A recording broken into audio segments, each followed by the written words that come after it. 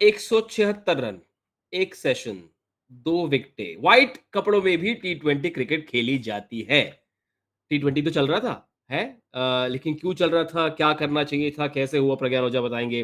Quick buzz चारे पर 207 run जब टी का सेशन हुआ था तब वो नो लॉस का स्कोर था, लेकिन बेन डकेट ने आज बिग बेन वाली पारी खेली। 133 नॉट भी और कारनामे इनके बाकी हैं।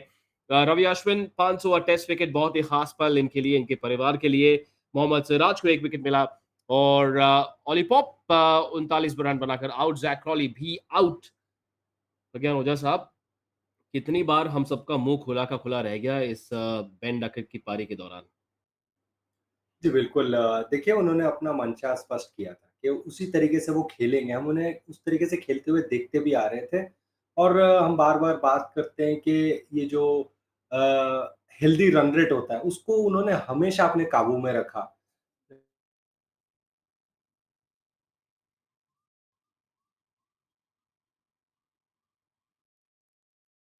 वही ऐसा है कि जब ऐसी पारी आप देखें तो फिर कई बार ऐसा होता है कि बॉलर के चेहरे से रोशनी चली जाती है, आत्मविश्वास थोड़ा-सा ढह जाता है, आत्मविश्वास की जो इमारत है वो बुलंद नहीं रहती और कुछ ऐसा ही हाल प्रज्ञान ओझा के घर भी हुआ है।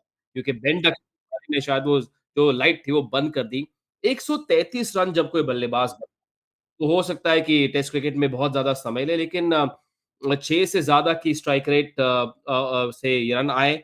लगातार ये धावा बोलते रहे और इस 133 रनों की पारी में कितने सारे खूबसूरत शॉट्स, 21 चौके, 2 छक्के, 112 की स्ट्राइक रेट, कमाल की साझेदारी और ऐसा लगा कि बेन डकेट ये साबित करना चाहते हैं कि भले ही भारत ने साढ़े 400 रन बनाए हो, लेकिन फिर भी भारत ये टेस्ट मैच हार सकता है। खासकर कुलदीप यादव के पीछे पड़े, जो लेग स्टंप लाइन लगातार डाल रहे थे, तो कभी लेफ्ट हैंडर के तौर पर ऑन साइड पर, तो कभी राइट हैंडर बन के रिवर्स स्वीप। कई बार तो हमने देखा कि रोहित शर्मा भी मुस्कुरा रहे थे, उनके चेहरे पर वो मुस्कुराहट थी कि भई अब क्या करें, इनके खिलाफ कैसी गेंदबाज़ी की जाए। ऐसा नहीं था कि इन्होंने कोई खराब शॉट खेला हो, लगातार बल्ले के बीचों-बीच लग रही थी। भाग्यशाली रहे ऐसा भी नहीं है, अच्छी खासी गेंदों को जब भारत ठीक-ठाक गेंदबाज़ी कर रहा था, तब भी ये लगे रहे। लेकिन अब तक का जो हाल है 2 विकेटें जो भारत को मिली। बेन डकेट और जो रूट इस समय खेल रहे हैं, लेकिन ज़ैक क्रॉली जो थे, स्कॉट रजत पाटीदार, बोल अश्विन जहाँ पर पूरे भारत को इतनी खुशी मिली, 15 रन बनाकर ज़ैक क्रॉली आउट, उसके बाद ऑली पोप को आउट किया मोहम्मद सिराज ने 39 रन उन्होंने बनाए, वो भी ठीक-ठाक जा रहे थे 70 के स्ट्राइक रेट से, लेकिन 39 रन 55 गेंदों में और वहाँ पर डीआरएस का जो काम है वो बिल्कुल सही रहा और थोड़ी-सी तारीफ ध्रुव जुरैल की भी करनी पड़ेगी। उन्होंने हिम्मत दिखाई, अच्छी खासी कीपिंग वो भी कर रहे हैं, लेकिन हिम्मत दिखाई, कप्तान को उन्होंने कहा कि ले लेते रिव्यू, लिया रिव्यू और hitting leg top of leg stump और उस प्रकार वो विकेट गिरा। लेकिन वो एक पल जो रविचंद्रन अश्विन के करियर का शायद सबसे खूबसूरत पल, जब उन्होंने ज़ैक क्रॉली का विकेट लिया, caught Rajat Patidar, bowled Ashwin, short fine leg पर वो उस कैच के साथ एक और नई शिखर छू ली। 9वें ऐसे गेंदबाज बने इस महान खेल के इतिहास में जिनके नाम 500 टेस्ट विकेट है।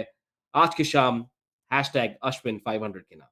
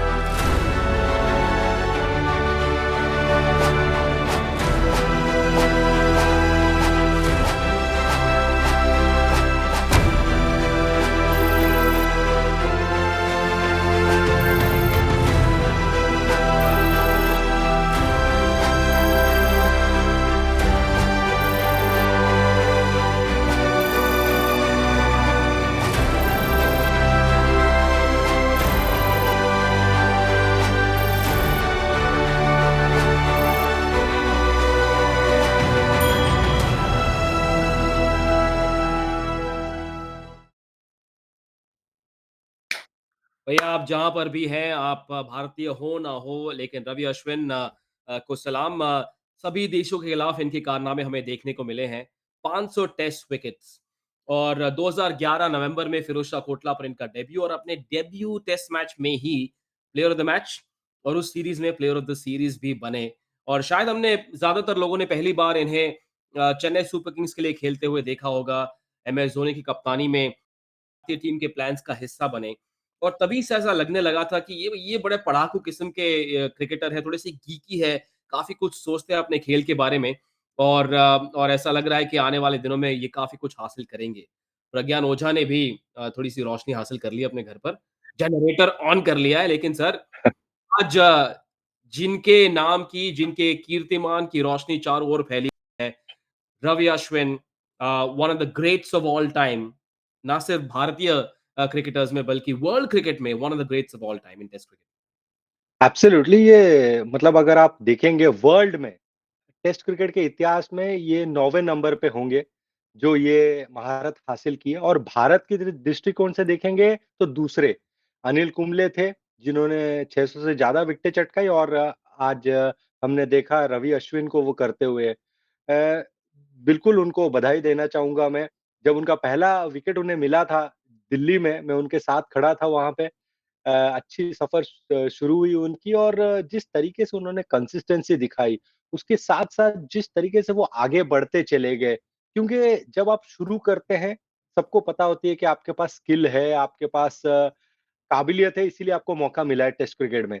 लेकिन हुँ, आप हर सीरीज़ में, हर साल आप जब अपने आप पे काम करते हैं और नए-नए तरीकों को ढूँढते हैं, नए-नए तरकश अपने जो तीर होते हैं उनको जोड़ते हैं, तो वो चीज़ बहुत इम्पोर्टेंट होता है। इसीलिए आपकी जो करियर उतनी बड़ी हो जाती है। 13-14 साल का जो करियर है, वो इतना आसान होता नहीं जब आप शुरू करते हैं। उसमें हमेशा आपको कुछ ना कुछ जोड़ते हुए चले जाना होता है। तो हुँ, उन्होंने बहुत अच्छी तरीके से उस चीज़ को सँभाला और आगे बढ़ते चले गए।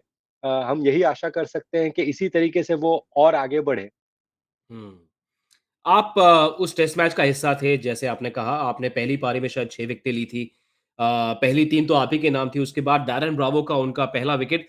क्या वो पहली बार था जब आप उनके साथ खेले या फिर डोमेस्टिक क्रिकेट में कहीं पर उनके साथ या उनके खिलाफ खेलने का मौका आपको मिला? पहली याद क्या है आपकी अश्विन के साथ देखिए, खेलने की? पहले तो मैं वो अश्विन को जानता हूँ जो अंडर 16 में हैदराबाद के खिलाफ दोहरा शतक जड़ा था, वो बल्लेबाज अश्विन थे एज़ एन ओपनर। फिर उसके बाद जो हम बात करते हैं अश्विन धीरे-धीरे गेंदबाज़ी करने लगे। फिर अपने गेंदबाज़ी में उन्होंने बहुत सारे चीज़ों को जोड़ा, फिर एक अव्वल नंबर के गेंदबाज़ बने। लेकिन जब हम अंडर 16 या धीरे-धीरे आप अर्ली पार्ट ऑफ अंडर 19 की बात करते हैं, तो अश्विन द बैट्समैन थे वो। हम उन्हें बैट्समैन हू कैन बोल ऐसा प्लानिंग करते थे टीम मीटिंग्स में। तो ये एक श्रेय देना चाहूँगा जिस तरीके से उन्होंने अपने आप पे काम किया है। और बातचीत जो होती है इनके साथ थोड़े-से गीकी है ऐसा लोग कहते हैं। मैं उनको एक बार मिला हूँ उनको उनके परिवार को जब क्रिक बज़ के लिए एक शो हम शूट कर रहे थे। ऐसा लगता है कि पूरी जो फ़ैमिली है इनकी क्रिकेट में डूब चुकी है, एक सराबोर हो चुकी है। उनके पिताजी बड़े पैशनेट हैं, बड़ी बेबाकी से वो बात करते हैं, उनकी माताजी की इतनी बड़ी कंट्रीब्यूशन रही है, प्रीति हमेशा उनकी वाइफ़ उनके साथ रहती है। उनका पूरा जो घर है वो क्रिकेटमय है। बहुत सारी जर्सीज़ उन्होंने लगाई है। It takes a lot of pride एक एक गर्व है उनको।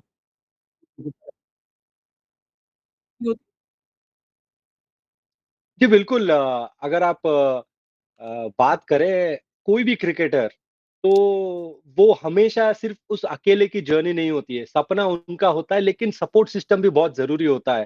किस तरीके से आपके फैमिली, आपके क्लोज़ फ्रेंड्स, आपके इर्द-गिर्द लोग किस तरीके से आपको मोटिवेट करते हैं क्योंकि सबसे बड़ी बात होती है जो मोटिवेशन है, उसको किस तरीके से आप कैरी करते हैं। हुँ, अकेले कभी-कभी आप जब इतनी लंबी करियर होती है, आप थोड़े से कभी-कभी दिशाहीन होते हैं, लेकिन जो आपकी क्लोज़ फैमिली मेंबर्स होते हैं, जो आपके दोस्त यार होते हैं, वो किस तरीके से आपके साथ बात करते हैं, किस तरीके से आपको मोटिवेट करते हैं, वो भी ज़रूरी होता है। हमने देखा है काफ़ी दिग्गज प्लेयर कहते हुए कि सपोर्ट सिस्टम रहना बड़ा ज़रूरी है। आप किसी भी सक्सेसफुल स्पोर्ट्स पर्सन को ले लीजिए, हमेशा उनके पास एक टीम रहेगी और उस हुँ, टीम में अव्वल नंबर रहेगा जो आपके फैमिली मेंबर होते हैं। वो किस तरीके से आपको देखते हैं, किस तरीके से आपका ख़्याल रखते हैं, वो बहुत मायने रखता है। हम हमेशा हुँ, बात करते हैं एक प्लेयर के सक्सेस के बारे में, लेकिन वो सक्सेस के पीछे कितने सारे पहलू होते हैं, वो भी जानना हुँ, ज़रूरी होता है। और वो तभी देखने को मिलता है ना, जब हम देखते हैं कि एक प्लेयर कैसे एक उपलब्धि प्राप्त करता है।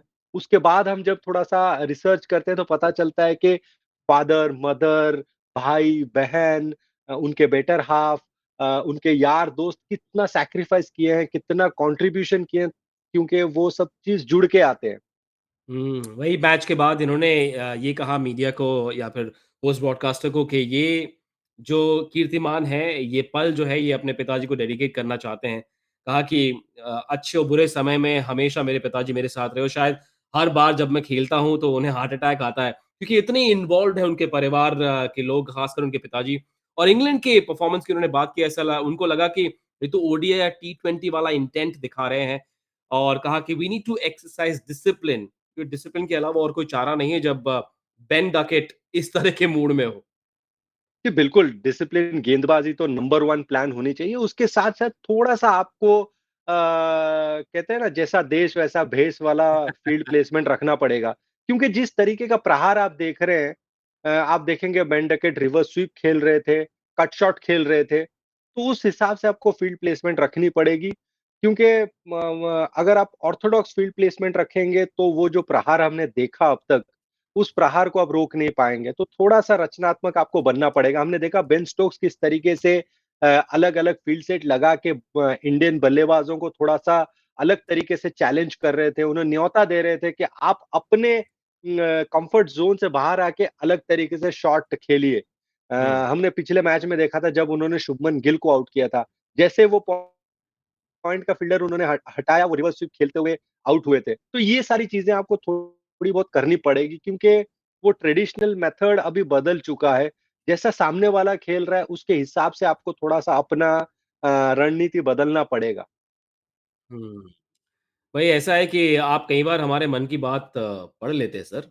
एक सवाल जो मैंने बना के रखा था बड़ी मेहनत से, मैंने और हमारी प्रोडक्शन टीम ने और ग्राफिक्स टीम ने उसका जवाब आपने पहले ही दे दिया। चलिए, एक कोशिश करते ओह! हैं, आप एक और लेयर उस सवाल के जवाब में हमें दे सकते हैं इन द हॉट स्पॉट।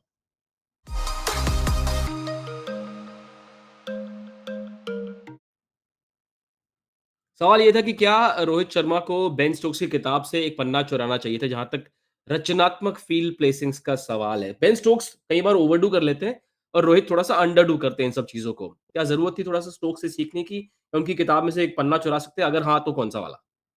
देखिए, मैं कहूँगा नियंत्रण बनाइए।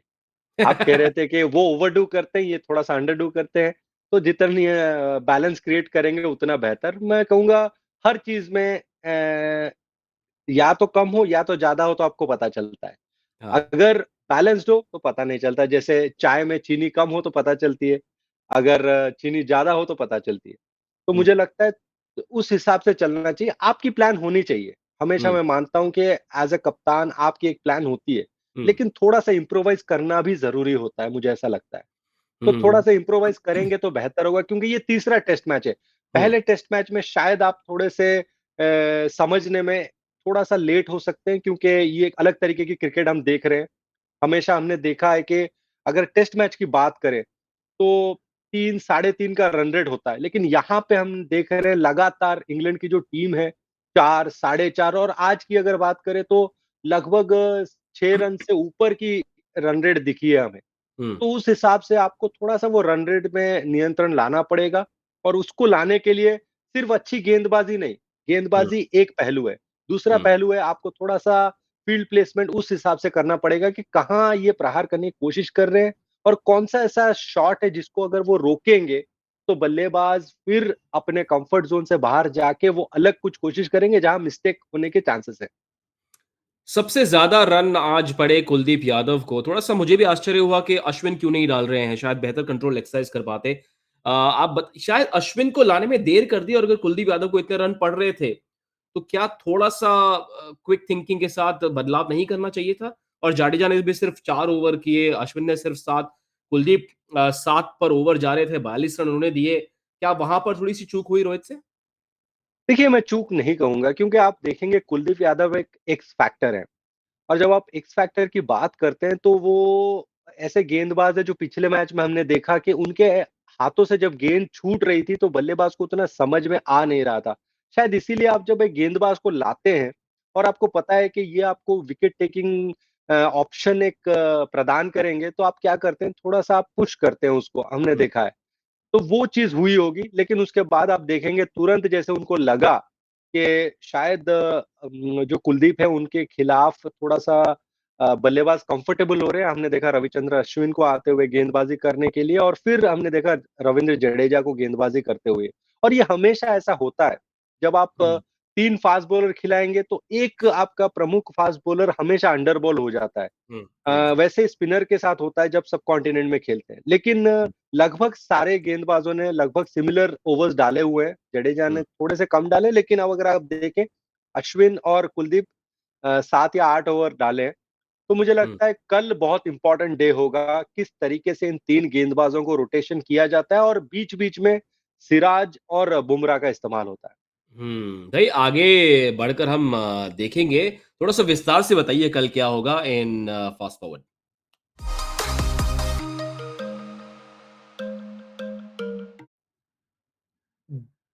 2 बहुत ही अलग ब्रांड ऑफ क्रिकेट, एक बड़ा ही एक्साइटिंग, रोचक, रोमांचक ब्रांड ऑफ क्रिकेट इंग्लैंड की ओर से 176 रन एक सेशन में जो तीसरा सेशन रहा दूसरे दिन का।